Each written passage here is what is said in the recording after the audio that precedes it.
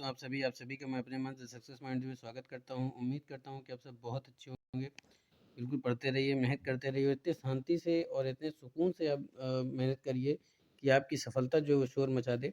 तो फटाफट से इस वीडियो को ज़्यादा से ज़्यादा लोगों तक शेयर करें, ज़्यादा से ज़्यादा लोगों तक पहुँचाएँ।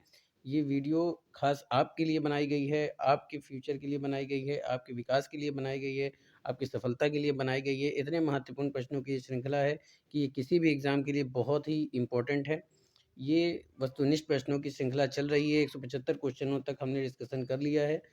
और जैसा कि आप जानते हैं कि ये जो क्लासें चल रही हैं, ये इंडियन इकोनॉमी पे चल रही हैं। तो फटाफट से उसको शेयर कर दीजिए। वीडियो आपको कैसी लगती है कमेंट में ज़रूर बताएं। तो चलिए शुरू करते हैं आज के महत्वपूर्ण प्रश्नों के साथ महत्वपूर्ण श्रृंखला। तो आज का पहला प्रश्न है, राष्ट्रीय विकास परिषद का मुख्य संबंध है किससे है? पंचायत योजनाओं के अनुमोदन से, ग्राम विकास योजनाओं के क्रियान्वयन से, विकास परियोजनाओं के निर्माण से, केंद्र और राज्यों के वित्तीय संबंधों से। तो राष्ट्रीय विकास परिषद का जो संबंध होता है, देखिए पहले बात तो ये कि राष्ट्रीय विकास परिषद, चलिए इसे जान लेते हैं। राष्ट्रीय विकास परिषद का मुख्य संबंध किससे होता है? तो ये होता है विकास परियोजनाओं के निर्माण से दोस्तों। सी क्या हो जाएगा? करेक्ट आंसर हो जाएगा। अगर हम राष्ट्रीय विकास परिषद के बारे में और विस्तार से डिस्कशन करें तो 6 अगस्त 1952 को नियोगी समिति की संतुष्टि पर सरकार ने राष्ट्रीय विकास परिषद की स्थापना की थी। कब की थी? 6 अगस्त 1952 को की थी। उद्देश्यों या मुख्य रूप से राष्ट्रीय योजनाओं के निर्धारण, उद्देश्यों की प्राप्ति के लिए सुझाव, योजनाओं के संचालन का मूल्यांकन, समीक्षा आदि करता है। पूर्व में इसकी स्वीकृति के बाद ही योजना आयोग द्वारा निर्मित किसी योजना का प्रारूप प्रकाशित होता था। वर्तमान में योजना आयोग के स्थान पर नीति आयोग का गठन किया गया है। चलिए आगे चलते हैं दोस्तों। अब देखते हैं एक मार्क क्या होता है दोस्तों, या कह लीजिए कि एक मार्क का संबंध किससे होता है? अंडा उत्पादन हेतु एक सहकारी समिति, कृषकों की एक सहकारी समिति, अंडों की एक विनियमित मंडी, गुणवत्ता गारंटी की मोहर। तो एक मार्क जो होता है दोस्तों वो गुणवत्ता गारंटी की मोहर होती है। तो डी क्या हो जाएगा? करेक्ट आंसर हो जाएगा। एक मार्ग उत्पादों की गुणवत्ता का निर्धारण करने वाला एक मापदंड होता है जो भारत में कृषि खाद्य उत्पादन पदार्थों पर दिया जाता है। एक मार्ग खाद्य वस्तुओं की शुद्धता को सुनिश्चित करता है। विश्व व्यापार संगठन द्वारा तय मानकों के का ध्यान रखते हुए इसे दिया जाता है। और एक मार्ग का अधिनियम वर्ष 1937 से प्रभावी, यानी कब से लागू हुआ है? 1937 से दोस्तों, ये भी याद रखिएगा। कब से प्रभावी है? तो ये प्रभावी है 1937 से। बात समझ आ रही है? एक मार्ग कब से प्रभावित है? तो एक मार्ग जो है वो आपके 1937 से प्रभावी है। बात समझ में आ रही है दोस्तों? 1937 से, 1937 से। चलिए शुरू करते हैं आगे के प्रश्न। तो आगे का प्रश्न क्या है कि निम्नलिखित में से कौन सा भारतीय कृषि की निम्न उत्पादकता का कारण नहीं है? जनसंख्या का दबाव, प्रचंड बेरोजगारी, सहकारी कृषि, भू जोत का छोटा आकार। तो निम्नलिखित में से जो भारतीय कृषि की निम्न उत्पादकता का कारण नहीं है वो है सहकारी कृषि। क्या है? सहकारी कृषि। सी आपको क्या हो जाएगा? करेक्ट आंसर हो जाएगा। सहकारी कृषि कृषि को लाभदायक बनाने के लिए जोतों को संयुक्त करके कृषि करने की एक पद्धति है, जबकि जनसंख्या का दबाव, प्रचंड बेरोजगारी तथा भू जोत का छोटा आकार भारतीय कृषि की निम्न उत्पादकता का कारण है दोस्तों। ठीक है, चलिए आगे चलते हैं। सामान्य रूप से भारत में प्रति 5 वर्ष बाद वित्त आयोग की नियुक्ति की जाती है राज्यों की वित्तीय स्थिति निर्धारित करने के लिए, केंद्रीय सरकार की वित्तीय स्थिति निर्धारित करने के लिए, केंद्रीय सरकार के वित्तीय संसाधन निर्धारित करने के लिए, केंद्रीय अनुदान और संघ के राजस्व में राज्यों का अंश निर्धारण करने के लिए। तो सामान्य रूप से भारत में प्रति 5 वर्ष बाद वित्त आयोग की जो नियुक्ति की जाती है वो की जाती है केंद्रीय अनुदान और संघ के राजस्व में राज्यों का अंश निर्धारित करने के लिए दोस्तों। ठीक है, ये हो जाएगा डी। आपका क्या हो जाएगा? करेक्ट आंसर हो जाएगा। भारत में प्रथम वित्त आयोग के अध्यक्ष कौन थे? केसी नियोगी थे दोस्तों। ठीक है, संविधान के अनुच्छेद 280 के अंतर्गत वित्त आयोग का गठन केंद्र व राज्य के वित्तीय संबंधों के निर्धारण के लिए किया जाता है। वर्तमान में 15वें वित्त आयोग कार्यरत है, जिसकी अवधि 2020 से 2025 तक है दोस्तों।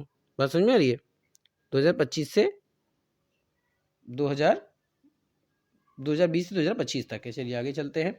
भारत में तृतीय क्षेत्र में सम्मिलित हैं व्यापार एवं परिवहन, वित्त एवं वास्तविक संपदा, वानिकी एवं मत्स्यिकी। तो व्यापार, परिवहन, वित्त, वास्तविक स्थावर संपदा आदि को तृतीय क्षेत्र में रखा जाता है, सेवा क्षेत्र में रखा जाता है, जबकि वानिकी कृषि को प्राथमिक क्षेत्र के अंतर्गत लाया जाता है दोस्तों। तो पूछा क्या जा रहा है कि भारत में तृतीय क्षेत्र में सम्मिलित कौन से हैं, तो वो आपके हो जाएंगे, माफ कीजिएगा, वो आपके क्या हो जाएंगे, इसका रूट डी था। तो भारत में तृतीय क्षेत्र में जो सम्मिलित हैं वो आपका हो जाएगा दोस्तों व्यापार एवं परिवहन, वित्त एवं वास्तविक संपदा। तो पहला और दूसरा, पहला दूसरा किसमें, बी पे, तो बी आपका क्या हो जाएगा, करेक्ट आंसर हो जाएगा। चलिए आगे चलते हैं। भारत के सामने सबसे बड़ी चुनौती क्या है? आधारभूत सुविधाओं में अधिक सरकारी पूंजी लगाना, देश की जैव विविधता को कायम रखना, बेहतर तथा अधिक संतुलित विकास करना, भारत की प्रमुख नदियों की सफाई करना। बस समझा रही दोस्तों, पूछा क्या जा रहा है कि भारत के सामने सबसे बड़ी चुनौती क्या है, वो आपको बताना है कि भारत के सामने सबसे बड़ी चुनौती क्या है। ठीक है, तो भारत के सामने सबसे बड़ी चुनौती है बेहतर तथा अधिक संतुलित विकास करना। तो सी क्या हो जाएगा, करेक्ट आंसर हो जाएगा। चलिए, निम्नलिखित में से कौन भारत में केंद्रीय सरकार की गैर योजनागत व्यय में सबसे बड़ा मदद है? अनुदान, प्रशासन, ब्याज का भुगतान, सामाजिक व्यय। तो भारत में केंद्रीय सरकार की गैर योजनागत व्यय में जो सबसे बड़ा मदद है वह ब्याज का भुगतान। सी क्या हो जाएगा, करेक्ट आंसर हो जाएगा। बस 2023-24 के वार्षिक बजट के अनुसार कुल व्यय का 20% ब्याज अदायगी में जाता है दोस्तों। ये 23 और 24 का आंकड़ा था। चलिए आगे चलते हैं। भारत में सबसे बड़ा व्यापारिक बैंक है भारतीय स्टेट बैंक, आईसीआईसीआई बैंक, भारतीय रिजर्व बैंक, आईडीएफसी बैंक। तो भारत में सबसे बड़ा व्यापारिक बैंक है तो ये है भारतीय स्टेट बैंक दोस्तों। कौन सा, भारतीय स्टेट बैंक सबसे बड़ा बैंक है, भारत का सबसे बड़ा व्यापारिक बैंक है। तो ये आपका क्या हो जाएगा, करेक्ट आंसर हो जाएगा। भारत में अगला प्रश्न है, भारत में मूल संवर्धित कर निम्नलिखित का स्थान लेगा? विक्रय और क्रय कर का, प्रवेश कर का, पर्यावृत्त कर का, इनमें सभी। तो भारत में मूल संवर्धित कर जो स्थान लेगा वो विक्रय और क्रय का। तो ये आपका क्या हो जाएगा, करेक्ट आंसर हो जाएगा। आगे चलते हैं। भारत में कर्मचारियों के महंगाई भत्ते का निर्धारण का आधार क्या है? राष्ट्रीय आय, उपभोक्ता कीमत सूचकांक, जीवन स्तर, प्रति व्यक्ति आय। बताइए, भारत में कर्मचारियों के महंगाई भत्ते का निर्धारण, बस समझ में आ रही दोस्तों, महंगाई भत्ते का निर्धारण की बात की जा रही है। तो महंगाई भत्ते के निर्धारण का आधार क्या है ये बताना है। ठीक है, तो आधार क्या है? उपभोक्ता कीमत सूचकांक। तो बी आपका क्या हो जाएगा, करेक्ट आंसर हो जाएगा। आगे चलते हैं। किसे प्लास्टिक मनी कहा जाता है? कागजी मुद्रा, credit card, discount coupon, share. तो प्लास्टिक मनी कहा जाता है दोस्तों क्रेडिट कार्ड को। तो बी क्या हो जाएगा, करेक्ट आंसर हो जाएगा। भारत आर्थिक सर्वेक्षण प्रत्येक वर्ष प्रकाशित किया जाता है। वाणिज्य मंत्रालय भारत सरकार द्वारा, वित्त मंत्रालय भारत सरकार द्वारा, उद्योग मंत्रालय भारत सरकार द्वारा, भारतीय रिजर्व बैंक के द्वारा। तो भारत आर्थिक सर्वेक्षण प्रत्येक वर्ष प्रकाशित किया जाता है वित्त मंत्रालय भारत सरकार के द्वारा। तो बी आपको क्या हो जाएगा, करेक्ट आंसर हो जाएगा। चलिए आगे चलते हैं। सामुदायिक विकास कार्यक्रम कब लागू किया गया था? 26 जनवरी 1950 को, 15 अगस्त 1950 को, 2 अक्टूबर 1952 को, 1 जून 1975 को। बात समझ में आ रही दोस्तों? तो सामुदायिक विकास कार्यक्रम जो शुरू किया गया था वो 2 अक्टूबर 1952 को नेहरू जी के द्वारा शुरू किया गया था। इस कार्यक्रम के अधीन विकासखंड को इकाई मानकर ब्लॉक में विकास के लिए सरकारी कर्मचारियों के साथ सामान्य जनता को विकास की प्रक्रिया से जोड़ने का प्रयास किया गया था दोस्तों। तो सामुदायिक विकास कार्यक्रम कब लागू किया गया था? ये किया गया था 2 अक्टूबर 1952 को। तो सी क्या हो जाए, करेक्ट आंसर हो जाए। किसके द्वारा शुरू किया गया था? तो ये नेहरू जी के द्वारा शुरू किया गया था दोस्तों। ठीक है, नेहरू जी के द्वारा शुरू किया गया था। आगे चलते हैं। भारतीय अर्थव्यवस्था के किस क्षेत्र का सकल घरेलू उत्पाद सर्वाधिक योगदान है? कृषि क्षेत्र, औद्योगिक क्षेत्र, सेवा क्षेत्र, इनमें से कोई नहीं। तो भारतीय अर्थव्यवस्था के जिस क्षेत्र का सकल घरेलू उत्पाद सर्वाधिक योगदान है वो है दोस्तों आपका सेवा क्षेत्र। कौन सा है? सेवा क्षेत्र। तो सी क्या हो जाएगा, करेक्ट आंसर हो जाएगा। आगे चलते हैं। सामुदायिक विकास कार्यक्रम जिसे 2 अक्टूबर 1952 में प्रारंभ किया गया ने रास्ता तैयार किया आर्थिक योजना की संगठन का। पंचायती राज के संगठन का, अनुसूचित जाति एवं जनजाति के विकास का, ठीक है, बालिका शिशु के संरक्षण का। तो सामुदायिक विकास कार्यक्रम जिसे 2 अक्टूबर 1952 प्रारंभ किया गया, उसने किस चीज़ का रास्ता तैयार किया था? तो ये तैयार किया था पंचायती राज के संगठन का। तो बी आपका क्या हो जाएगा? करेक्ट आंसर हो जाएगा। आगे चलते हैं। भारत के राज्यों में राज्य वित्त निगमों ने मुख्य रूप से किनके विकास के लिए सहायता दिए थे? कृषि फार्म, कुटीर उद्योग, बड़े पैमाने के उद्योग, मध्यम छोटे पैमाने के उद्योग। तो भारत के राज्यों में जिनके विकास के लिए सहायता दी थी वो थे मध्यम एवं छोटे पैमाने के उद्योग दोस्तों। तो डी आपका क्या हो जाएगा? करेक्ट आंसर हो जाएगा। आगे चलते हैं।